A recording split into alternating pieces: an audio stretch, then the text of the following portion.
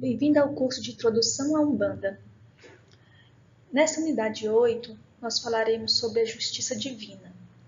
Lembrando que, ao pedir justiça para Xangô, esteja pronto para recebê-la. O curso completo ele está disponível no estudosdearuanda.wixsite.com/meu-site e lá você encontrará todo o material disponível para download.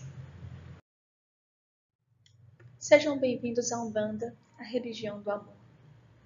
A forma como as pessoas nos tratam é o karma delas. A forma como reagimos é o nosso.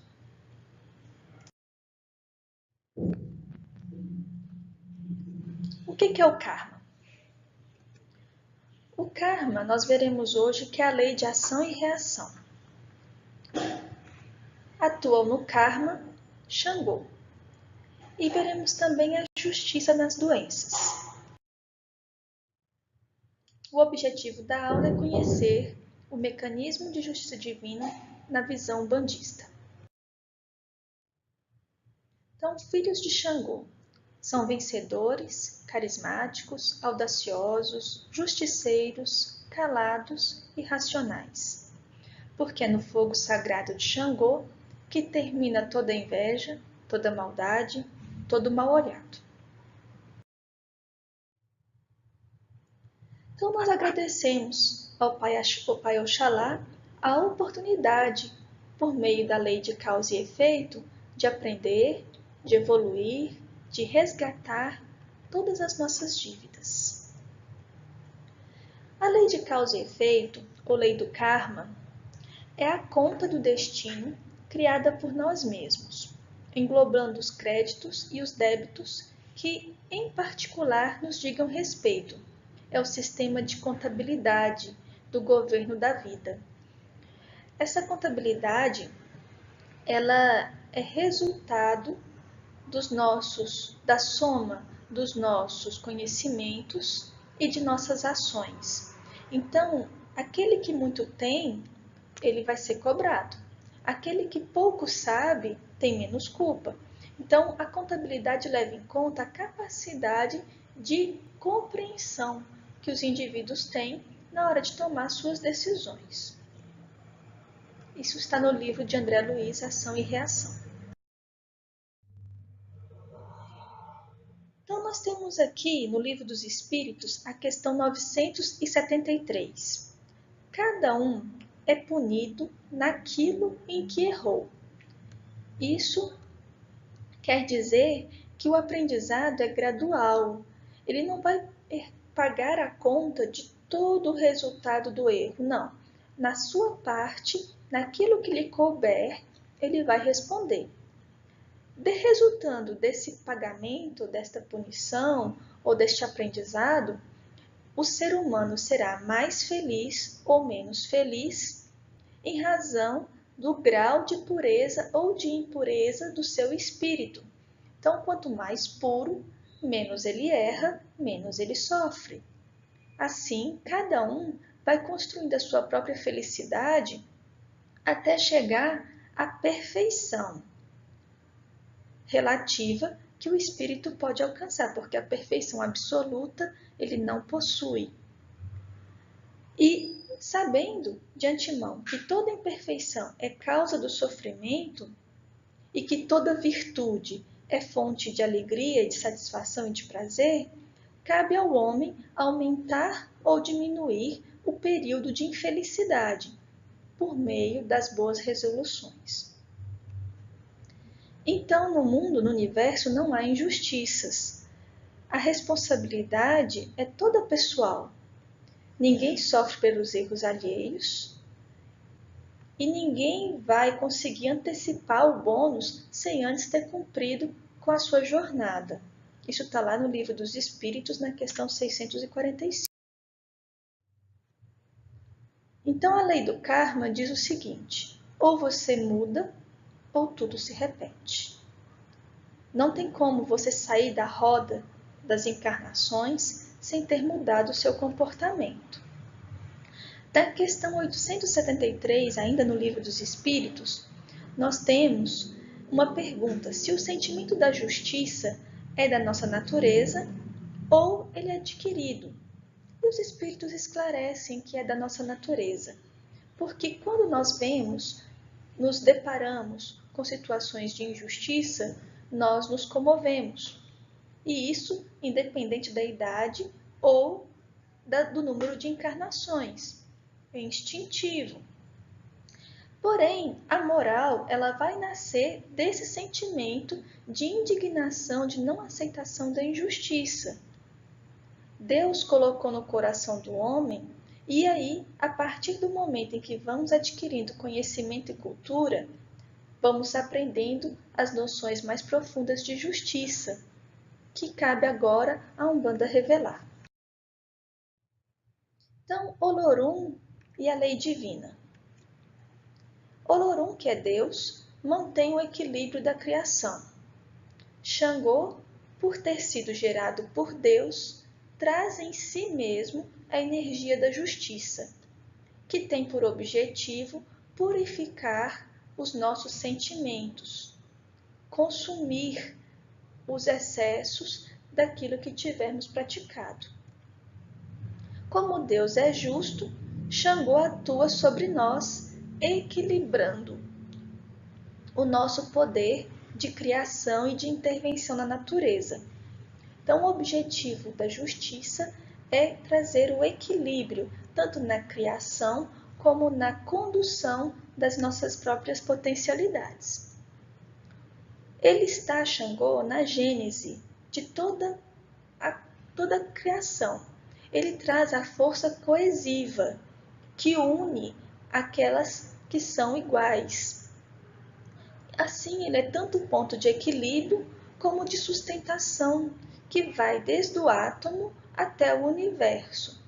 Então, a lei da justiça, ela agrupa, organiza, ela dá forma, né? E mantém o equilíbrio de tudo que deve ser feito, de tudo que deve existir.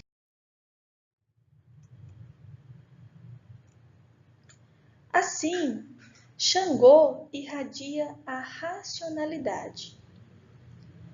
Por meio do juízo, adquirimos o equilíbrio. Isso em todas as esferas da vida. Ele tem a sua energia, então, condensada e irradiada pelos pelas 7 irradiações, pelos 7 caminhos. Então, não importa se, por exemplo, um juiz, se ele é filho ou não de Xangô, ele vai irradiar a justiça. Ele vai concretizar no plano material a justiça divina, ainda que nós não percebamos que a lei humana também é divina, mas a lei humana ela é imperfeita, mas regida pela justiça de Xangô. Então não tem equívoco, mesmo quando nós entendemos que houve um lapso de justiça, há um equilíbrio divino. Quando tudo alcança o seu ponto de equilíbrio, o processo criador ele é paralisado, estabiliza-se e adquire uma definição,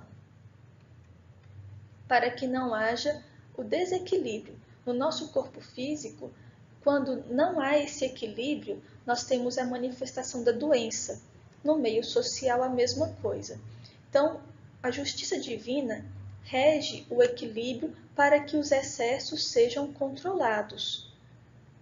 Embora não possa extinguir, nesse momento atual da criação, os atos violentos, os atos prepotentes, ele é limitado. Então, a pessoa, ainda que em desequilíbrio, ela só age no limite que a justiça divina permite. Quando evocamos a presença de Xangô, nós estamos pedindo equilíbrio, razão ou justiça. E o fazemos para anular demandas, magias. Quando fazemos, o fator equilibrador é ativado. E aí ele pode se manifestar tanto no seu polo positivo, de criação, como no seu polo negativo, de retenção. Quando a gente fala positivo e negativo, nós temos que ter essa noção. de que o positivo aumenta e o negativo diminui.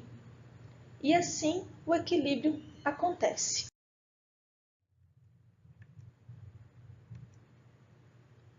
Então nós temos Ogum como a lei, Xangô como a justiça e a Yansan como o sentido de direção da lei.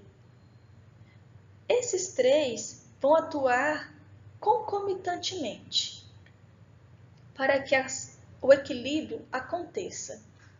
Assim, Yansan é o poder que direciona a fé, que vem na irradiação Oxalá. Direciona a justiça na irradiação Xangô. Direciona a evolução na energia Obaluayê. Direciona a geração na energia de Iemanjá. A agregação na energia de Oxum. E assim por diante. Então, Yansan, ela vai dar esse traçado, essa organização para os acontecimentos. E não vai ser diferente na justiça. Então, basta errarmos para que a sua qualidade de ordenação nos envolva em uma das suas aspirais de Yansan, impondo-nos um giro completo e transformador dos nossos sentimentos. Yansan, ela não apenas pune, mas ela direciona. Então, nós definimos Xangô e Yansan, da seguinte forma: Xangô é o fogo que purifica, que trata, que equilibra os nossos vícios emocionais. E Yansan vai ser o ar que areja o nosso emocional e nos proporciona um sentido de vida, uma direção, um meio. Os orixás, eles regem as manifestações divinas, irradiando sobre nós suas energias fatoradas. No comando, nós temos o regente planetário. Esse regente planetário alimenta essas 7 essências orixás, que projetam sobre a Terra, tanto no seu polo positivo, de criação, como no seu polo negativo, de retenção. Uma dessas projeções é a de Xangô. Então, o regente planetário Cristo irradia a energia da justiça por meio do orixá Xangô, que, por sua vez, também se ramifica. Na sua forma positiva, nós temos Xangô. Na sua forma negativa, nós temos Egunitá.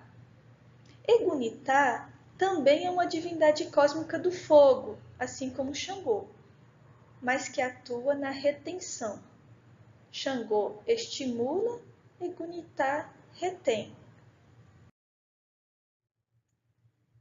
Então, o campo de atuação da justiça, como dissemos, é a razão, para despertar o juízo e os valores. Xangô positivo, Egunitá negativo, que são os dois polos da justiça.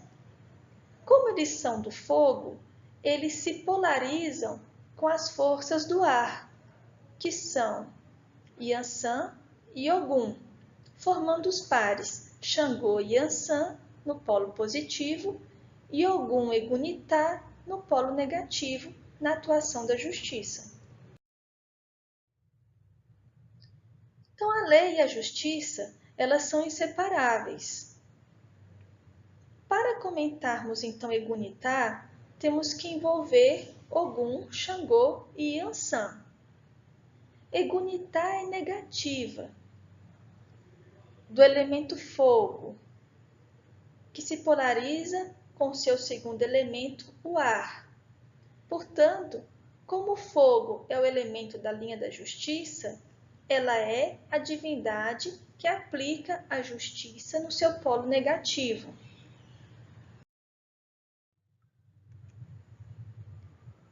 Ela é a dona do fogo, que purifica os excessos emocionais dos seres desequilibrados, desvirtuados, viciados. Ela é tida como um dos aspectos de Yansan. Então, Egunitá é Yansan no seu elemento negativo fogo. Ela alimenta, Yansan alimenta o fogo de Xangô ou o apaga se estiver na condição de Egunitá. Como que isso acontece?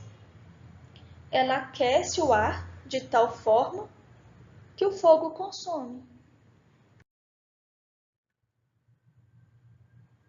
Ela atua, Egunitá, no polo negativo, consumindo os excessos emocionais dos seres que são atraídos por ela, porque estavam agindo em desacordo com os ditames da lei. Então, para nós entendermos, vamos imaginar uma criatura apegada ao dinheiro e que se transformou em uma pessoa pobre e que por isso atua de modo desonesto. Assim, o que a Gunitá vai fazer? Vai aquecer o ar, estimular nessa pessoa que ela se consuma por meio da usura, só pense na usura, até que todo o seu direcionamento seja voltado exclusivamente para a posse e a prática desonesta de aquisição de bens materiais, até que ela começa a consumir a si mesma, até que ele passa a adoecer, até que ele passa a não viver, até que ele passa da condição de miserável porque ele quer acumular. Assim, ele chega ao sofrimento e do sofrimento à exaustão. Quando ele extingue toda a sua vontade, todo o seu ar, que é o elemento Ogum, quando o seu fogo, o seu desejo, o fogo seria esse abrasamento. Quando o seu desejo consome o seu ar, ele para. Então, Egunitá vai consumir o ar daquele vício, porque o vício foi contaminado. Então, o ar foi contaminado pelo vício. Egunitá, por meio do fogo, vai purificar esse ar, consumindo ele inteiro.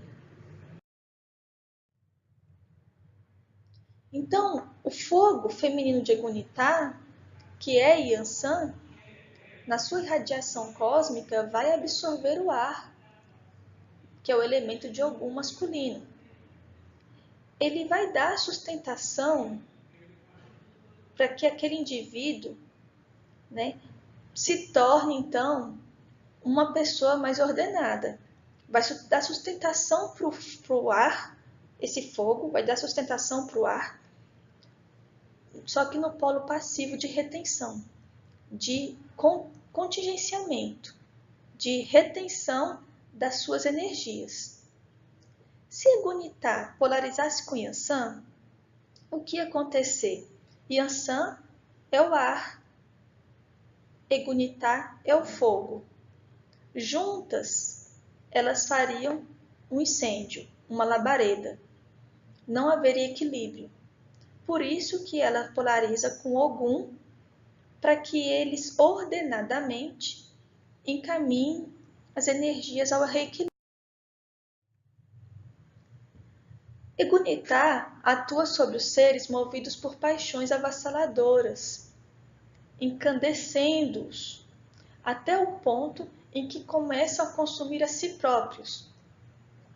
Quanto aos desequilíbrios mentais, Egunitá retira todo o calor, toda a energia ígnea do corpo energético do ser e então ele se resfria, tornando-se frio e escuro. Ele vai precisar aspirar um novo ar, que é do elemento Ogum e Yansan, porque Ogum Egunitá consumiu o seu vício. Quando se tornam Eguns, e eles foram consumidos por Egunitá, eles se transformam em espíritos sofredores, ficam paralisados, mas não totalmente vazios. Egunitá vai retirar apenas o calor para que eles se paralisem.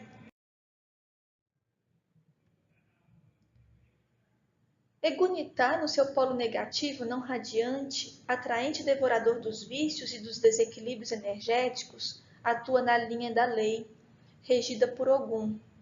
Consome os vícios emocionais e os desequilíbrios mentais, surgidos após o ser se desvirtuar em relação aos princípios da lei, que são de natureza aérea. E se o ar que anima os princípios puros da vida do ser tornou-se viciado, então Egunitá irá consumi-lo, paralisá-lo, até que ele volte a arejar. Egunitá, como orixá, ela atua cortando magias negras, consumindo energias negativas nos lares, atuando contra eguns. O seu fogo consome os vícios e os negativismos. Por isso, Egunitá é temida pelos seres que habitam as faixas vibratórias negativas, porque o seu fogo se alimenta das energias negativas que eles geram e irradiam. E algumas obras nós temos o fogo purificador, que de vez em quando visita as zonas umbralinas para limpar o ar. Ele é alimentado, ele consome formas, pensamento e energias deletérias.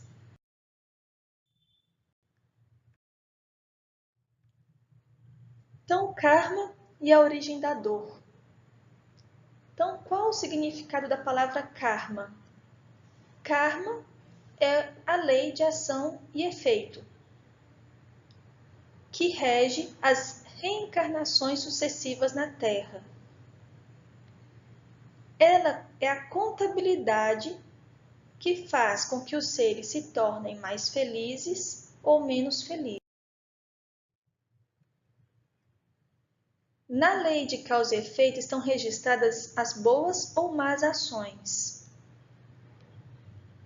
E, de certa forma, o karma influi no destino, fazendo com que tanto coisas animadas como inanimadas se situem na mesma disciplina, que vai do finito ao infinito, do átomo à estrela e do homem ao universo. É a lei que rege as relações. Existe, então, um karma individual, um karma familiar, um karma do país, um karma do continente e o karma da própria humanidade, e extrapolando o karma planetário, o karma do nosso sistema solar e da nossa galáxia. Então, quando nós estamos na lei do karma, nós estamos num determinismo, nós vamos ser assim ou vamos ser assado, nós vamos sofrer ou vamos ser felizes, nós somos marionetes na mão divina? Não. O que é determinado é a evolução. A evolução é um processo cósmico que rege todos os seres físicos, não animados e os seres humanos e todos os planetas. Uma ação produz uma reação e isso determina um ritmo de retenção e propagação que impulsiona o progresso.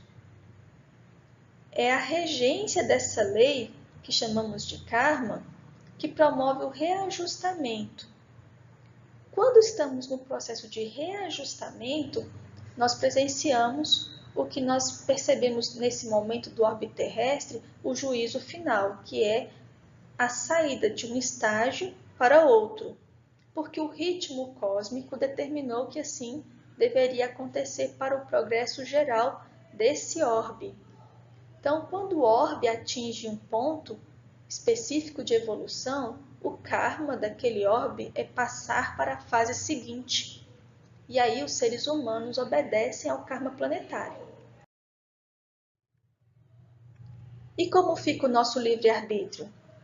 O nosso livre-arbítrio, nós temos que ter em mente que nós somos comandados por um espírito planetário, de onde emana a lei, que nos oferece o crescimento harmonioso. E o nosso livre-arbítrio consiste em nos ajustarmos a essa lei de evolução, de harmonia, de paz, de crescimento, ou retardarmos, porque não tem como nós frearmos, ou não incorrermos, ou negarmos a evolução, não tem como, mas podemos retardar esse processo.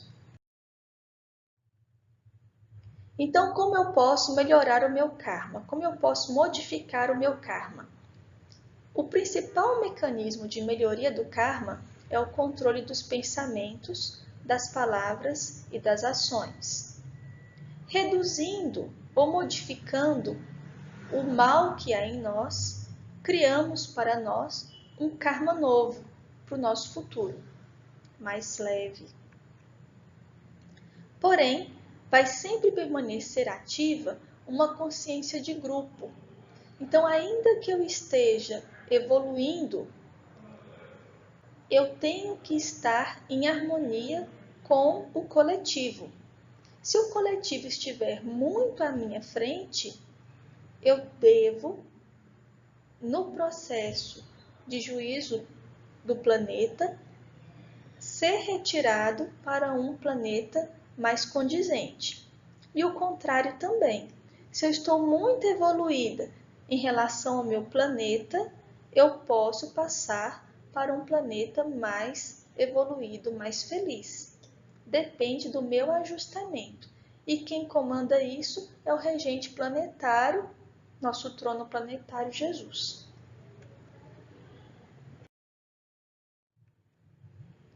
E por que temos que sofrer? Por que temos que passar a dor?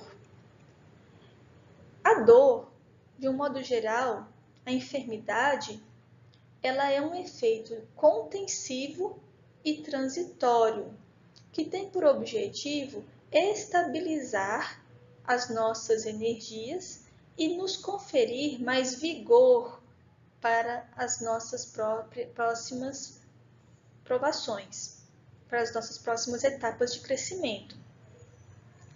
O poder mental que surge depois da dor, a força espiritual que surge depois da dor, desata em nós as ligações, as algemas com os nossos karmas anteriores negativos. E o espírito, então, passa a se sobrepujar, comandando os seus próprios atos. Harmoniza-se o indivíduo, ele se torna paciente e confiante em relação aos objetivos do trono planetário e do Criador. E os Exus são executores desse karma. Os Exus, eles atuam como guardiões da lei, então, sob a regência principal de Xangô, Ogum e Yansan. Eles absorvem e esgotam a negatividade dos seres que se desviaram da lei. Assim, eles vitalizam as qualidades positivas e neutraliza o poder de criação, fazendo com que o mau magnetismo seja extirpado e o ser retome a sua evolução. A pergunta: os guias podem sustar os desmandos dos seus pupilos? Então, o ser encarnado em desatino, ele pode ter sua ação cerceada? A resposta de Ramatiz é que o principal trabalho do guia em relação ao seu protegido encarnado é, tanto quanto possível, livrá-lo das suas ilusões, dos seus maus atos, dos seus vícios, das suas paixões no mundo material. Então, essa proteção dada pelos guias tem a finalidade de conduzir o indivíduo encarnado ao equilíbrio. Em geral, os guias orientam, passam pelo mental, levam durante o sono para conversar, para mostrar a realidade. Enviam encarnados, professores, médicos, policiais, o pai, a mãe, o pai de santo, um irmão de corrente para orientar. Mas, em geral, a criatura foge à lei. Quando isso acontece, exauridas as possibilidades leves, então o guia lança mão de recursos extraordinários em favor do seu pupilo, para frenar-lhe os seus desatinos. Que Exu entra em ação. É nessa hora que eles utilizam de meios como dificuldades financeiras, dificuldades emocionais, enfermidades, vicissitudes morais, a fim de que a ação fique obstacularizada.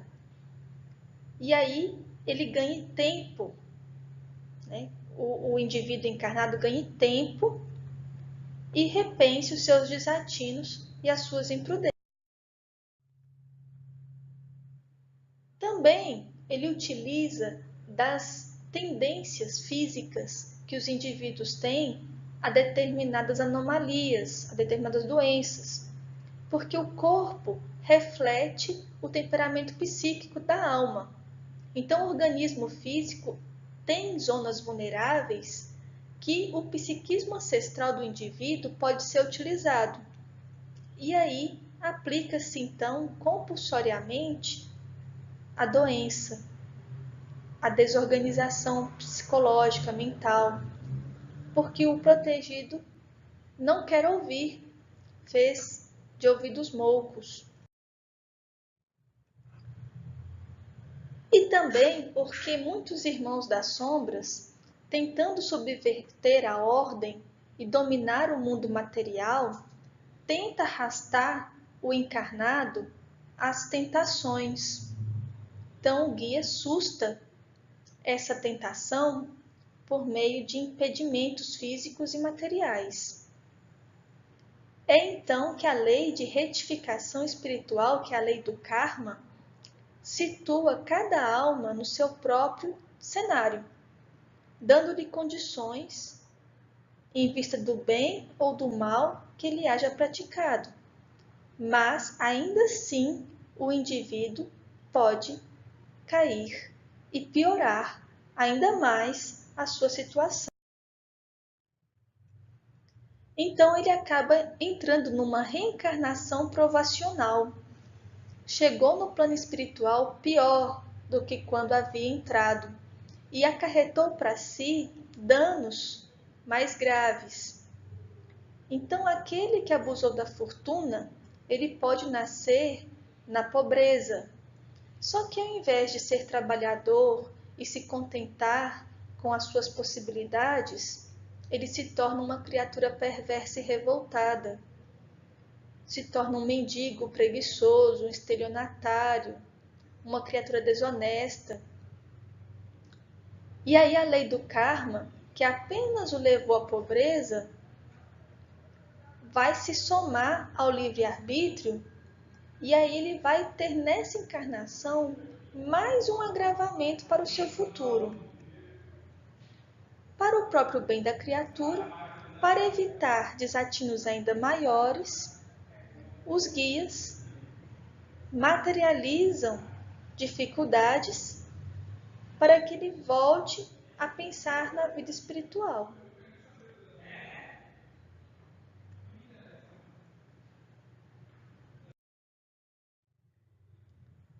Em qualquer circunstância, o sofrimento é sempre um processo de purificação espiritual. Ramatiz. Salve os nossos guias. Salve Xangô. Caô, cabecilhe meu pai.